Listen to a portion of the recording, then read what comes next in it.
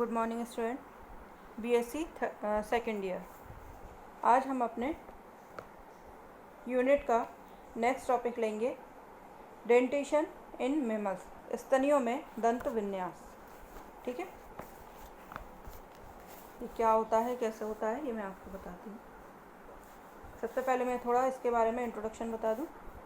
स्तनियों के दांत त्वचा की डर्मिस के डेरिवेटिव्स होते हैं, मतलब व्युत्पन्न होते हैं, जो कि दोनों जबड़ों के किनारों पर मुखगुहा की म्यूकस मेम्ब्रेन के कैल्सिफिकेशन के फलस्वरूप विकसित होते हैं। कैसे बनते हैं ये? म्यूकस मेम्ब्रेन के कैल्सिफिकेशन के परिणाम स्वरूप या फलस्वरूप बनते हैं। कुछ अपवादों के अतिरिक्त ये सभी मैमल्स में पाए जाते हैं। व्हेल में ये संलयित होकर प्लेट बनाते हैं, मतलब जुड़ के ना संलयित होकर के क्या बनाते हैं, प्लेट जैसी बना लेते हैं। एंट ईटर्स में ये प्रोड़ों में नष्ट हो जाते हैं, जो एडल्ट होते हैं उनमें नष्ट हो जाते हैं। जैसे हम लोगों में कई बूढ़े लोगों के दांत चले जाते हैं ना, उस तरह से एंट ईटर्स में कब एडल्ट होने पे ही ये नष्ट हो जाते हैं। किंतु टेकीग्लॉसिस जो है उसमें दांत किसी भी अवस्था में नहीं पाए जाते, मतलब उसकी किसी भी स्टेज में दांत होते ही नहीं हैं, इवन एम्ब्रियो में भी। ठीक है, अब मैं आपको इसका स्ट्रक्चर बताती हूँ। Structure of teeth. स्तनधारी का दांत जबड़े की हड्डी में बने हुए एल्वियोलस या सॉकेट में लगा रहता है। कहाँ लगा रहता है? एल्वियोलस या फिर सॉकेट में। ठीक है, इसके निम्न भाग हैं। अब इसके भाग कौन कौन से हैं? सबसे पहले रूट। यहाँ हम इसको देखें, ये जो भाग है ये कौन सा है? ये रूट है। ठीक है, यहाँ पर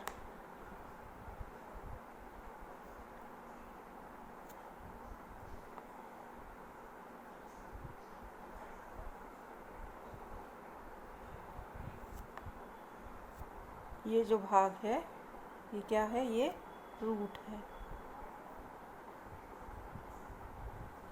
ठीक, ये वाला भाग, ये इसमें क्लियर नहीं आ पाया है। ये जो भाग है ये इसका कौन सा भाग है? ये रूट वाला भाग है। ठीक है, ये दांत का आधारीय भाग होता है। रूट नेचुरल बात है, आधारीय भाग होगा जो एल्वियोलस या सॉकेट में धंसा रहता है। ये कहाँ धंसा रहता है? एल्वियोलर या सॉकेट में। ठीक है, यह एल्वियोलस से एक वेस्कुलर प्राइडोनेटल या एल्वियोलर मेम्ब्रेन द्वारा पृथक रहता है, मतलब उसमें धंसा रहता है लेकिन एक मेम्ब्रेन के द्वारा जो है उससे अलग रहता है। फिर है नेक, गर्दन, दांत का जड़ के ऊपर का वह भाग जो मसूड़ों में दबा रहता है, मतलब दांत की जड़ के ऊपर का भाग कौन सा हो जाएगा? वो दांत की जड़ का है ना, जड़ तो हो गई ये रूट, इसके ऊपर का भाग जो कि मसूड़े में दबा है, मतलब यहाँ वाला भाग। ये तो टीथ है, बाहर दिख रहा है, लेकिन जो भाग मसूड़े में दबा हुआ है ना, वो वाला भाग, उसको क्या कहते हैं? नेक कहते हैं। फिर क्राउन। क्राउन क्या है? क्राउन जो है ये वाला भाग जो बाहर दिखता है, जो बाहर दिखाई देता है, ये वाला भाग, ये क्या कहलाता है? क्राउन कहलाता है। नाम कुछ ज़्यादा ही छोटे हो गए इसमें, है ना। तो ये भाग क्या कहलाता है? क्राउन कहलाता है। दांत का दूरस्थ स्वतंत्र भाग जो मसूड़े से बाहर निकला रहता है उसे क्या कहते हैं? क्राउन, है ना। दूरस्थ भाग ये वाला जो बाहर निकला रहता है मसूड़े से, जो टीथ हमारे दिखाई देते हैं, वो क्या कहलाते हैं? क्राउन कहलाते हैं। ठीक है, अब स्तनधारी के दांत की खड़ी काट, मतलब उसको हम बीएस जब उसका देखेंगे, ये जो आपको स्ट्रक्चर दिख रहा है उसमें वो किस तरह से दिखाई देगा। सबसे पहले पल्प कैविटी। ठीक है, यहाँ हम आ जाते हैं डायग्राम में।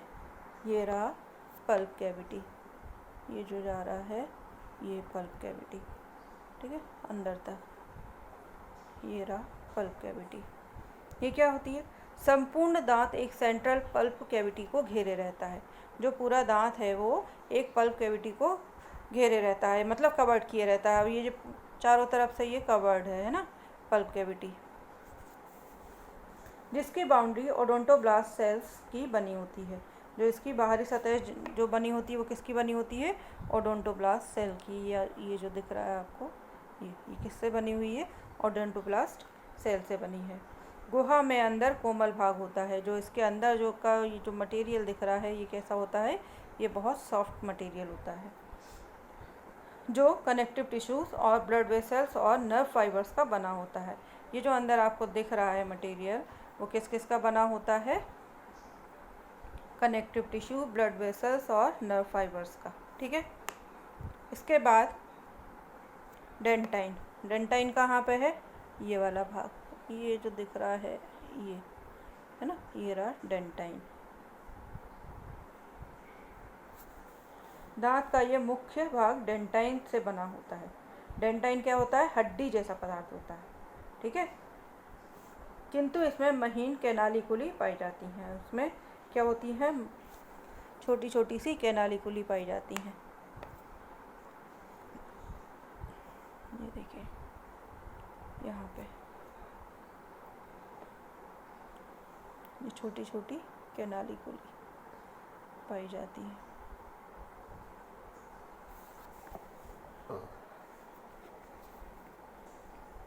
इसके बाद है इनेमल। इनेमल क्या है, इनेमल है ये वाला भाग, ये जो दांत को कवर किए होता है पूरा ऊपर से, है ना। ये संपूर्ण डेंटाइन एवं क्राउन नेक पर चढ़ा रहता है। जो ये क्राउन वाला भाग है इसके ऊपर ये चढ़ा रहता है। ये क्या कहलाता है, ये इनेमल होता है। ठीक है, तथा इसमें जीवित पदार्थ की अति अल्प मात्रा पाई जाती है। ये कई बार पूछा जाता है कि हमारे दांतों में, है ना, सबसे कठोर भाग कौन सा है, बल्कि पूरी बॉडी में ही सबसे कठोर भाग इनेमल होता है। ठीक है, जो कि हमारे दांत के ऊपर चढ़ा होता है। इसके बाद है सीमेंट। सीमेंट जड़ के डेंटाइन को घेरे रहता है और इसकी प्रकृति बोनी होती है, मतलब अस्थिल होती है, बोन की बनी होती है। ठीक है, इसके बाद है दांतों का आकार, ये किस किस तरह के होते हैं।